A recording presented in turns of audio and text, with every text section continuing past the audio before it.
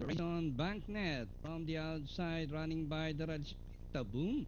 Down on the inside, Infinite Passion, Prince Carlo, just like it.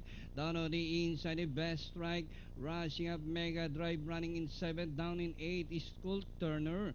6A, Lovely Tara, Yotero, second last, while Bombardier is the early trailer. Pick Taboom, Infinite Passion.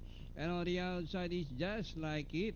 It's now Victaboom Infinite Passion, just like it, is racing in third as they race the last 400.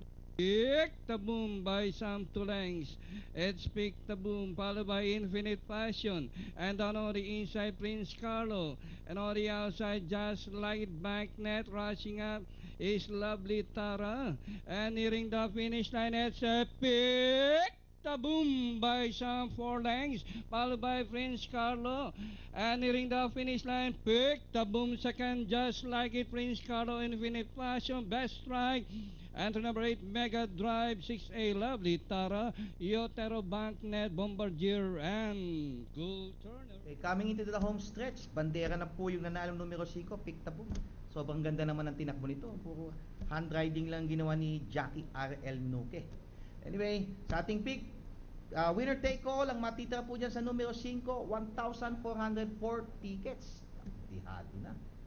Sa ating pick 5, inabot ng 969,000 plus. Ang matitira po dyan sa numero 5, 29,548 pesos na lang. Okay, winning time natin 1 minute 2.6 seconds with quarter times of 13 and a half. 23, coming home at 26 para po sa distansyang 1,000 meters.